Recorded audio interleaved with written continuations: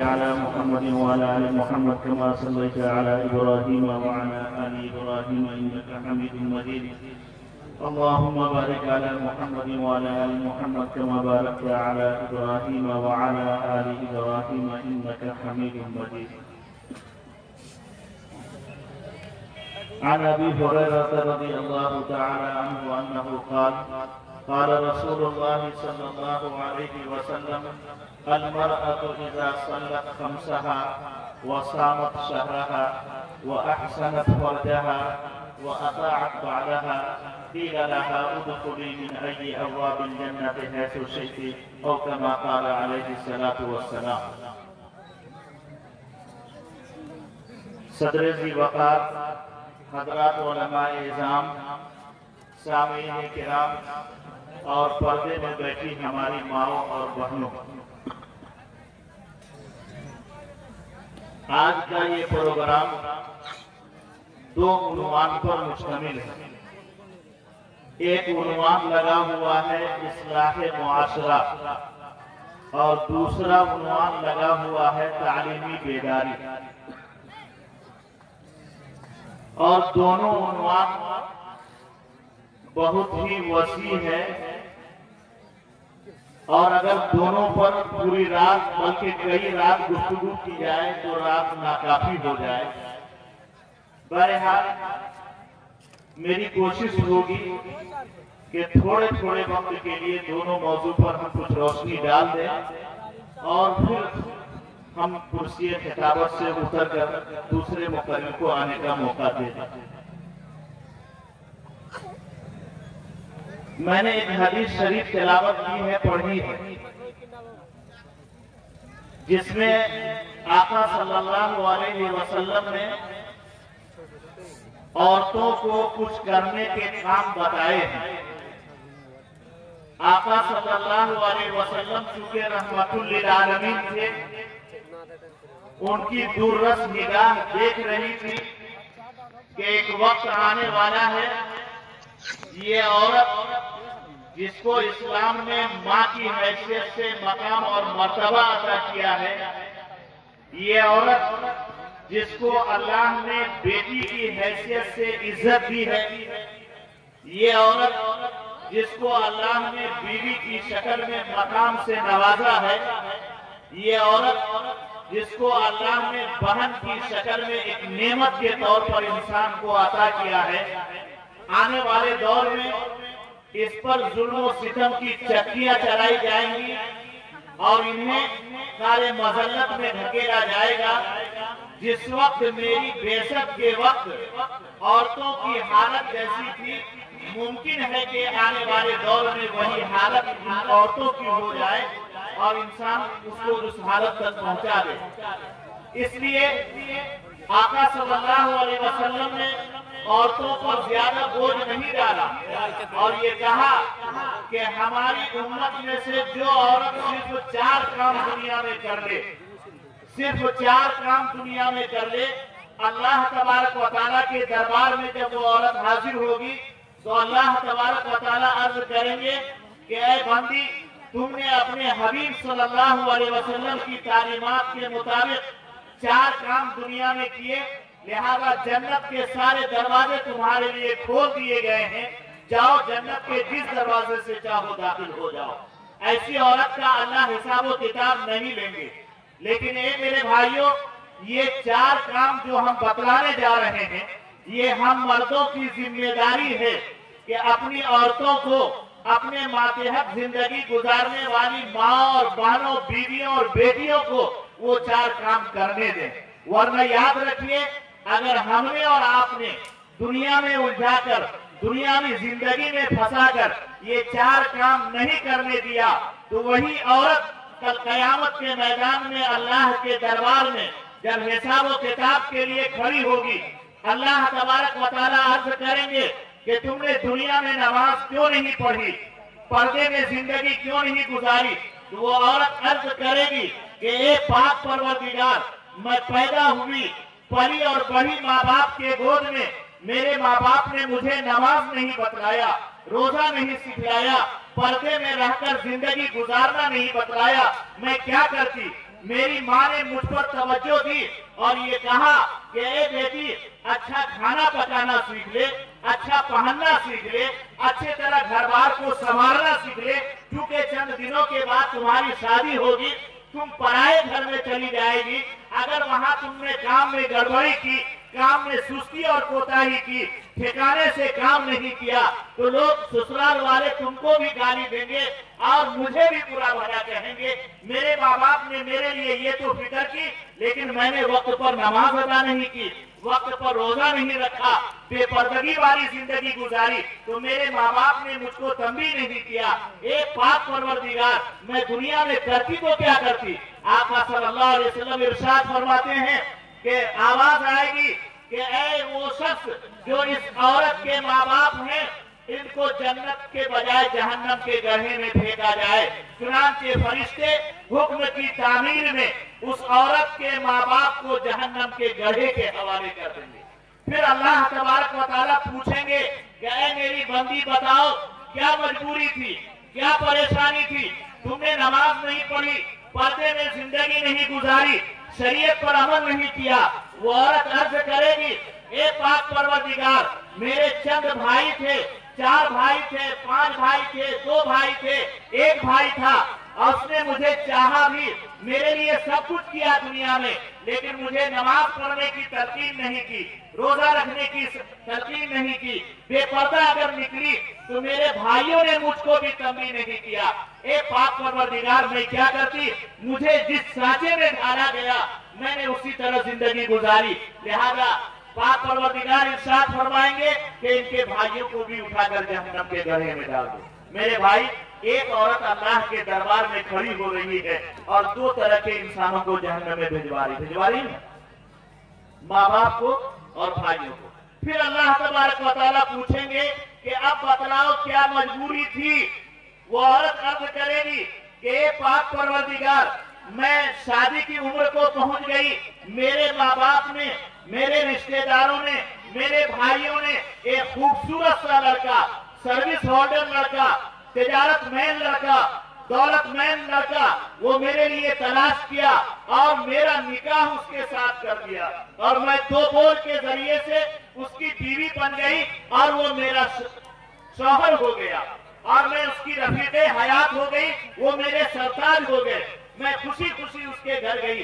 मेरे शौहर ने भी मुझको टूट कर चाहा, अनथक प्यार किया, और इतना प्यार किया कि उतना मैंने अपने माँ बाप के प्यार को भुला दिया, भाइयों की मोहब्बत को भुला दिया।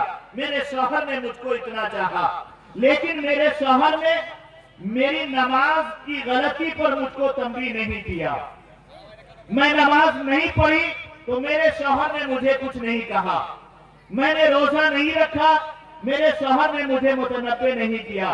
मैं शौहर के साथ बाजार जाया करती थी, मार्केट निकला करती थी, खेत खलियान चली जाया करती थी, और मार्केट करने के लिए ईद और बकरीद के मौके पर निकला करती थी। मेरे सर पर दुपट्टा नहीं होता था, मेरा जिस्म लिबास से ढका हुआ नहीं होता था, लेकिन उसके बावजूद मेरा शौहर मुझे तंबीह नहीं करता था। गोया कि मैं बेपर्दा निकलूं, उससे मेरे शौहर को कोई सरोकार नहीं। अब बोलिए कि मैं क्या कर सकती। लिहाजा अल्लाह तबारक व तआला इरशाद फरमाएंगे कि ऐ फरिश्तों, इसके शौहर को भी उठाकर जहन्नम के हवाले करो। 3 तरह के मर्द को भिजवा दिया जहन्नम। अब फिर बारी आएगी, अल्लाह ताला पूछेंगे, अब बतलाओ क्या मजबूरी थी। वो औरत अर्ज करेगी कि ये पाक परवरदिगार, जिस शौहर को अभी आपने जहन्नम के हवाले किया है, उसी शौहर से अल्लाह ने मुझको इतनी औलाद दी, जितनी औलाद होगी उस औरत की वो बयान करेगी, कहेगी कि मैंने एक को काश्तकार बनाया, एक को डॉक्टर बनाया, एक को इंजीनियर बनाया, एक को हाफिज कुरान बनाया, एक को आलिम दीन बनाया। जिसको जिस लाइन में लगाई होगी वो तस्करा करेगी। और फिर ये बच्चे मेरे जवान हो गए, मैंने इनकी शादियां करवा दी, और ये सब अपने बीवी को लेकर घर में रहने लगे। मैं बूढ़ी हो गई, लेकिन मेरे इन बच्चों ने भी मुझसे नहीं कहा कि ऐ अम्मी जान, अब आप बूढ़ी हो गई हैं, घर में काम करने के लिए आपकी बहू आ गई है, आप घर का निजाम बहू के हवाले कीजिए। आखिर उम्र में कम से कम मुसल्ला बिछाइए, अल्लाह को याद कीजिए, अल्लाह को याद करके जिंदगी गुजारिए, अल्लाह की और अल्लाह के रसूल की इताअत और फरमाबरदारी करके बकिया जिंदगी गुजार लीजिए। मैं तो उड़क कर रह गई अपने पोते पोतियों में, अपने नवासे नवासियों में। अगर मैं किसी दिन किसी पोते पर नजर नहीं करती तो मेरी बहू मेरे बेटे को कहाती कि आपकी माँ दिन भर सिर्फ खाती है और पड़ी रहती है। अगर आपका बेटा रोता है तो आपकी माँ को ये तौफीक भी नहीं होती है कि बेटा को पोता को लेकर के चुप करा ले, कम से कम थोड़ी देर खिला ले ताकि हम कुछ आराम कर ले या कुछ खाना पकाना बढ़िया से बना ले। उल्टे मेरे बहू ने जो है मेरे खिलाफ मेरे बेटे को किया। बसा औकात बेटा जो है मुझसे नाराज हो जाता, मुझसे गुफ्तगू बंद कर देता। ए मेरे पाक परवरदिगार, मैं अपनी जिंदगी बाकी गुजारने के लिए अपने बेटे, अपनी बहू और अपने पोते पोतियों के रहमो करम पर थी। बोलो मैं क्या करती? पाक परवरदिगार इरशाद फरमाएंगे कि ए फरिश्तों, इनके बच्चों को भी जहन्नम में फेंक दो। अब बोलिए, एक औरत खड़ी हो रही है हिसाब देने के लिए और अपने जहन्नम में जाने से पहले कई तरह के इंसानों को जहन्नम में ले गई। बोलिए ना भाई, आप बोलिए कई तरह के? 4 तरह के लोगों को, माँ बाप को, भाइयों को, शौहर को, औलाद को। अब बोलिए, वो इंसान अक्लमंद है जो अपने बेटे के पीछे सारी दौलत खर्च करे और उसको पढ़ा लिखा करके MA BA करवा दे, इंजीनियर बना दे, सब कुछ कर दे, या वो इंसान अक्लमंद है जो अपनी बेटी को पढ़ाकर शरीयत के मुताबिक जिंदगी गुजारने का आदी बना दे? बोलिए, फैसला आपको करना। और सुनिए, आका सल्लल्लाहु अलैहि वसल्लम ने इरशाद फरमाया है और उनका मफहूम है, अगर आपके पास 10 लड़के भी हैं, अगर आपने 10 लड़के की परवरिश की, आका सल्लल्लाहु अलैहि वसल्लम ने जन्नत की कोई बशारत नहीं दी है, कोई पैगाम नहीं दिया है। आपके पास 10 लड़के हैं, 5 लड़के हैं, 4 लड़के हैं, आप बेहतरीन पढ़ाइए, बेहतरीन दौलतमंद बना दीजिए, बेहतरीन उनको जो है आला डिग्री की तालीम दिलवा दीजिए, लेकिन उस पर कोई बशारत नहीं। लेकिन अगर आपने बेटी को पढ़ाया, बेटी की बेहतरीन तालीम और तरबियत की, तो आका सल्लल्लाहु अलैहि वसल्लम ने ऐसे इंसान के लिए दुनिया में जन्नत की गारंटी लिख दी। आका सल्लल्लाहु अलैहि वसल्लम ने इरशाद फरमाया, मन आला सलासा बनातिन फअद्दबहुन्ना व अहसना इलैहिन्ना फलहुल जन्ना। ऐ लोगों सुनो, अगर अल्लाह ने तुमको 3 बेटियां दी हैं, अगर तुमने उसकी बेहतरीन तालीम और तरबियत का इंतजाम किया और अच्छा अदब और अखलाक सिखाया, फलहुल जन्ना, तो लिख लो कि हम जन्नत की गारंटी उस इंसान को देते हैं। कल कयामत के मैदान में यही 3 बच्चियां उसको जन्नत में ले जाने का जरिया बनेंगी। सहाबा ने पूछा कि अगर किसी के पास 2 ही बेटी है, कहा कि अगर वो भी ऐसा करेगा तो वो दोनों बेटी की वजह से जन्नत में चला जाएगा। किसी ने पूछा कि आका, अगर किसी के पास 1 ही बेटी है, फरमाया अगर एक बेटी के साथ भी उसका यही रवैया रहा तो वो बेटी भी उसको जन्नत में लेकर चली जाएगी। अगर किसी को अल्लाह ने 4 बेटियां दी हैं, किसी को 5 बेटियां दी हैं, तो जाहिर सी बात है जब 3 बेटी में जन्नत की बशारत है तो 4 में तो बदरजे वाला जन्नत मिलेगी, 5 में तो बदरजे वाला जन्नत मिलेगी। खुशखबरी है उन मोमिनीन के लिए जिन मोमिनीन को अल्लाह ने बेटियों की दौलत से नवाजा है। ए लोगों, बेटियों की कदर कर लो। ऐ लोगों, बेटियों की तालीम और तरबियत का बेहतर इंतजाम करो। लड़के के मुकाबले में लड़कियों की तरबियत अच्छी करो। ये लड़कियां तुम्हें जन्नत में ले जाने की ठेकेदार होंगी और तुम इन लड़कियों की तालीम और तरबियत और अच्छे अखलाक की बुनियाद पर जन्नत में जाओगे। अगर बेटे 10 हैं, तुम पढ़ा लिखा लो, डॉक्टर बना लो, इंजीनियर बना लो, पैसे वाले कर दो, बैंक बैलेंस इनके साथ कर दो, लेकिन कयामत में ये बच्चे आपको जन्नत में ले जाने की ठेकेदारी नहीं लेंगे। इसलिए लोगों, आज के इस इस्लाह मुआशरा के प्रोग्राम से आपको एक पैगाम ये लेकर के जाना है कि अगर अल्लाह ने बच्चियों की दौलत से नवाजा है तो दिल छोटा करने की जरूरत नहीं है कि पता नहीं उसकी शादी में कितने खर्च करने पड़ेंगे। तुम लिख लो और आज तय कर लो, अगर तुमने अपनी बच्चियों की अच्छी तालीम और तरबियत की, बेहतरीन अखलाक की दौलत से उसके सीने को मामूर कर दिया, तो दुनिया की बड़ी से बड़ी दौलतमंद वाले इंसान, बड़ी से बड़ी ताकत वाले इंसान आपकी बच्ची के लिए रिश्ता लेकर खड़े मिलेंगे। अगर आपने दुनियावी लालच से हटकर ये काम किया है, आप तजर्बा करके देखिए, अल्लाह का वादा है, अल्लाह के नबी का वादा है, आप परेशान कतई न हो और होने की जरूरत भी नहीं है। जब आखिरत में जन्नत की बशारत है तो दुनिया में यकीनन अच्छे रिश्ते की बशारत जरूर होगी इंशाअल्लाह ताला। करेंगे आपसे इंशाअल्लाह। तो मैं ये कह रहा था कि जब एक औरत 4 तरह के इंसान को जहन्नम में ले जाएगी, तो मर्दों से ज्यादा या लड़कों से ज्यादा औरतों की फिक्र करनी चाहिए कि नहीं करनी चाहिए। इसलिए मैं कहा करता हूं, इस्लाह मुआशरा का ना प्रोग्राम है। देखिए बहुत सारे लोग साइकिल से चल करके आए होंगे। साइकिल में क्या पहिए होते हैं बोलिए ना भाई? 3, 2। मोटरसाइकिल में कितने पहिए बोलिए ना? 2 पहिए हैं। अगर पिछले पहिए की हवा कोई निकाल दे और जब जलसा खत्म हो आप घर जाने के लिए साइकिल पर चढ़े, तो बोलिए उस साइकिल पर चढ़कर आप घर तक पहुंच सकते हैं?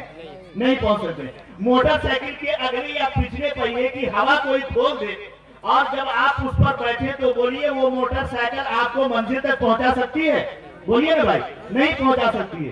तो जिस तरह मोटरसाइकिल में 2 पहिए हैं, साइकिल में 2 पहिए हैं, ये मोटरसाइकिल और साइकिल आपको मंजिल पर उसी वक्त पहुंचा सकते हैं जबकि दोनों पहिए में बराबर दर्जे की हवा हो। अगर हवा में कमी बेसी रहेगी तो आपको रास्ते में दिक्कतों का सामना करना पड़ेगा, पता नहीं कहां पंक्चर हो जाए साइकिल। इसी तरह समाजी जिंदगी की गाड़ी के मर्द और औरत 2 पहिए हैं। समझ लीजिए मेरी बात को।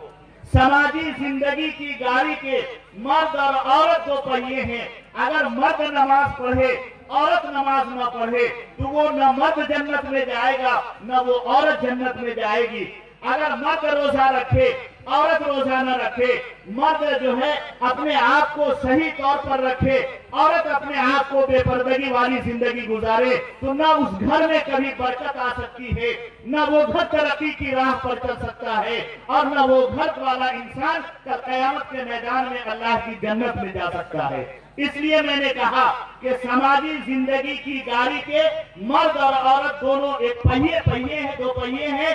अगर मर्द की इस्लाह हो जाए, औरत पे इस्लाह रह जाए, तो वो घर तरक्की नहीं कर सकता, वो घर समाज तरक्की नहीं कर सकता। जब दुनिया में उसके लिए कुछ नहीं होगा तो आखिरत में बदल वाला कुछ नहीं हो सकता है। इसलिए औरतों की भी इस्लाह की अदहद जरूरत है। बोलिए है कि नहीं है? हाँ, तो औरत की इस्लाह कीजिएगा ना आज से, बोलिए ना भाई। हाँ, 4 काम बतला रहे हैं औरत की इस्लाह के लिए। क्या काम बोलिए? बोलिए, हमारी आदत है, हम तकरीर नहीं करते हैं, हम बोलते हैं तो आपको भी बोलना है। क्या काम बतला रहे हैं बोलिए ना भाई? 4 काम बतला रहे हैं। अगर ये 4 काम आप करने देंगे तो आप भी जन्नत में जाएंगे उन औरतों के साथ। अगर आपने ये 4 काम करने नहीं दिया तो वो गड़बड़ होगी, तो आपका भी रास्ता गड़बड़ हो जाएगा। 4 काम बस मुख्तसर वक्त में। अलमरअतु इज़ा सल्लत खम्सहा, कि औरत 5 वक्त की नमाज पढ़ ले। बहुत आसान काम दिया है आका सल्लल्लाहु अलैहि वसल्लम ने। औरत सिर्फ 5 वक्त की नमाज पढ़ ले। नमाज 6 वक्त की फर्ज है ना? आवाज बहुत धीमी है, कुछ लोग 6 जान रहे होंगे। 5 है।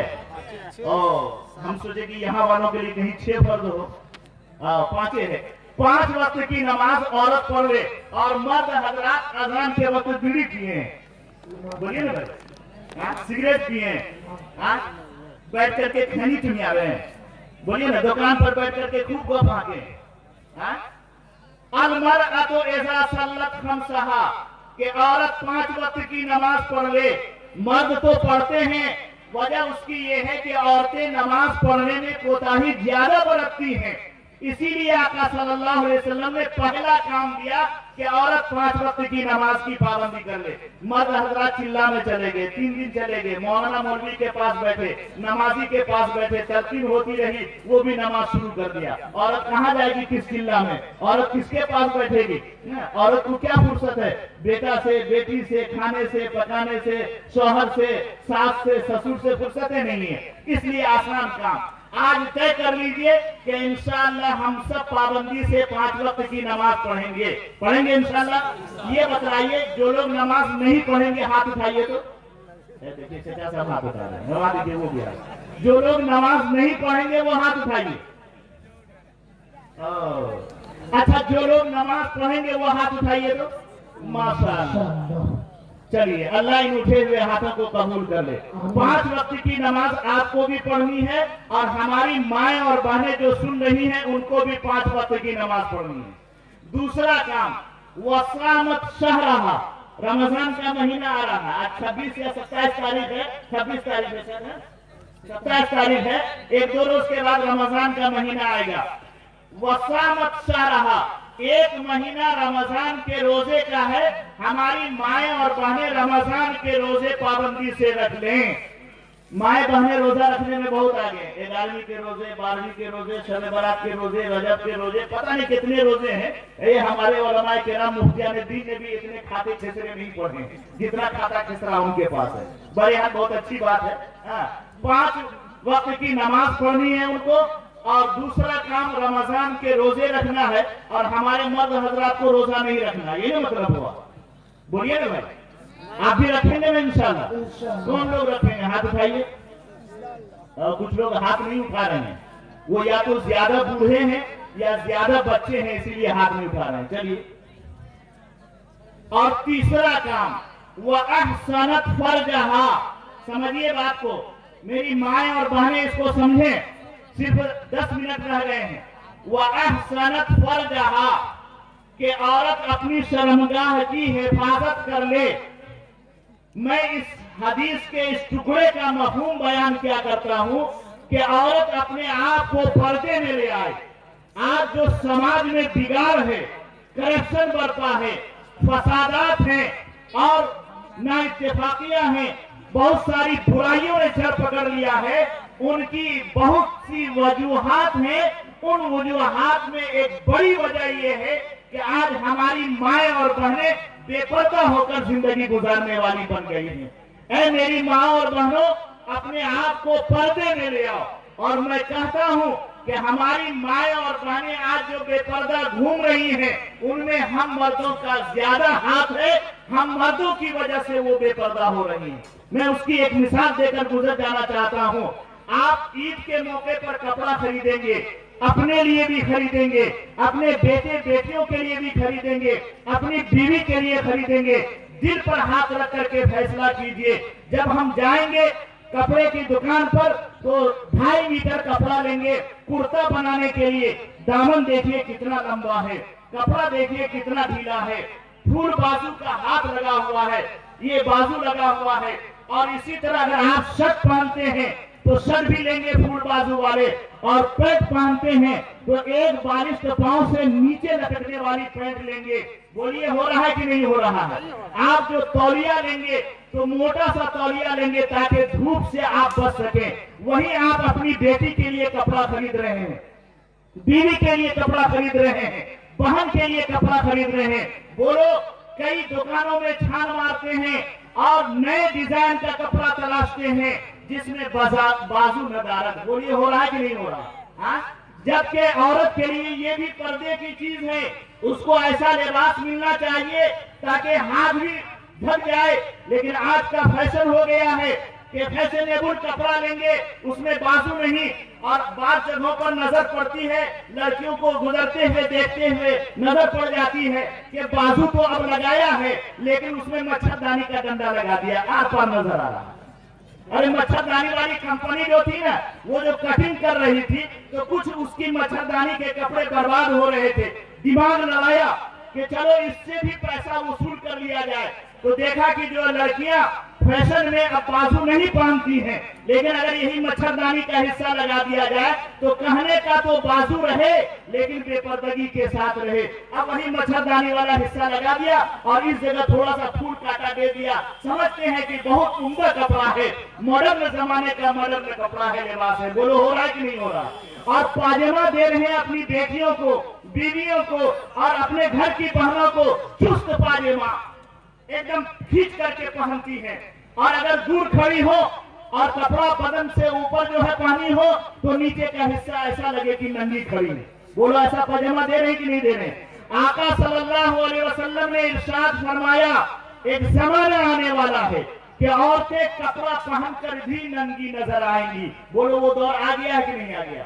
दुपट्टा खरीद करके देते हैं, ऐसा दुपट्टा कि अगर उसको 4 तह करके भी सर पर रखे तो सर का बाल और सर की खाल भी नजर आने लगे। और हम जो रुमाल रखते हैं अगर उसको गौर से भी देखा जाए तो आर पार नजर न आए। बोलो वो दुपट्टा दे रहे हैं। और आज फैशन क्या हो गया है, दुपट्टा रखेंगी लड़कियां और माँ और बहनें, आधा सर खोलकर आधे सर पर दुपट्टा या खोपा बांध लेंगी और दुपट्टा को उसमें लटका देंगे और सीने पर ऐसे उतार देंगे। बोलो हो रहा है कि नहीं हो रहा? टूटी कूद करके बाल को बाहर कर देंगी, दुपट्टा को गले में लगा लेंगे और इस तरह रुमाल जैसे मर्द हजरात कंधे में लगाते हैं वैसे लगाकर चल रही। बोलो हम सब बेगैरत हो गए हैं। पर्दे में रहना चाहिए हमारी माँ और बहनों को। हमने ऐसा लिबास खरीद करके दिया कि हमारी माँ और बहनें हमारे सामने नंगी रहती हैं, लेकिन हमें गैरत नहीं आती है। इसलिए नौजवानों और ऐ लोगों, आज तय करो कि इंशाअल्लाह अपने घर की औरतों के लिए नंगा वाला लिबास नहीं खरीदेंगे, वो लिबास खरीदेंगे जिसमें हमारी माँ और बहनों की इज्जत छुपी होंगी। पर्दे वाला लिबास खरीद करके देंगे। और ऐ मेरी माँ और बहनों, तुम भी सुन लो, अगर तुम्हारा बाप ऐसा लिबास लाकर देता है जिसमें तुम्हारा पर्दा न हो सके, अगर तुम्हारा शौहर तुमको ऐसा लिबास खरीद कर देता है जिसमें तुम्हारा पर्दा न हो सके, अगर तुम्हारा भाई तुमको ऐसा लिबास ला करके देता है तो तुम उस लिबास को फेंक दो और अपने बाप से कहो, अपने भाई से कहो, अपने शौहर से कहो कि हम नंगा रह करके घर में बैठकर अपनी मौत का इंतजार कर लेंगे, लेकिन ये लिबास जेब-ए-तन करके हम आंगन से बाहर कदम हरगिज नहीं रखेंगे। अगर हमारी माएं और बहनें भी मजबूत हो जाएं और तय कर लें कि ऐसा लिबास हरगिज अपने बदन पर नहीं डालेंगे, ऐसा दुपट्टा नहीं पहनेंगे जिससे जो है जिस्म के उभार नजर आए, जिस्म नजर आए, तो बोलो कौन बाप जुर्रत करेगा, कौन शौहर जुर्रत करेगा, कौन भाई जुर्रत करेगा? इसलिए मेरी माँ और बहनों, आज तय कर लो कि इंशाअल्लाह आज से इंशाअल्लाह पर्दे वाली जिंदगी गुजारेंगे और आप दीजिएगा ना ऐसा लिबास जिससे हमारी माँ और बहनें पर्दे में रह सके। आखिरी बात, ये 3 काम अल्लाह के रसूल सल्लल्लाहु अलैहि वसल्लम ने औरतों को दिए। पहला काम कि 5 वक्त की नमाज पाबंदी से पढ़े। दूसरा काम कि 1 महीना रमजान के रोजे का है, रोजा रखे। तीसरा काम अपने आप को पर्दे में ले आए। चौथा और आखिरी काम जो माँ और बहन के करने का है वो अताअत बालहा, कि ऐ वो औरतों जिसकी शादी हो गई, वो शौहर के यहाँ चली गई, शौहर वाली बीवी अपने शौहर की मानकर जिंदगी गुजारने वाली बन जाए।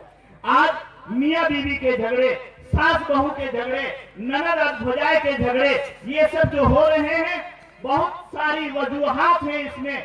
कभी सास की तरफ से ज्यादती होती है, कभी नंदों की तरफ से ज्यादती होती है, और कभी ये आने वाली जो बहू होती है इसकी बदअखलाकी और इसकी तरफ से ज्यादती होती है और घर का निजाम बिगड़ता है, लड़ाई झगड़े की नौबत आती है, औरत नाफरमानी पर नाफरमानियां करती जाती हैं।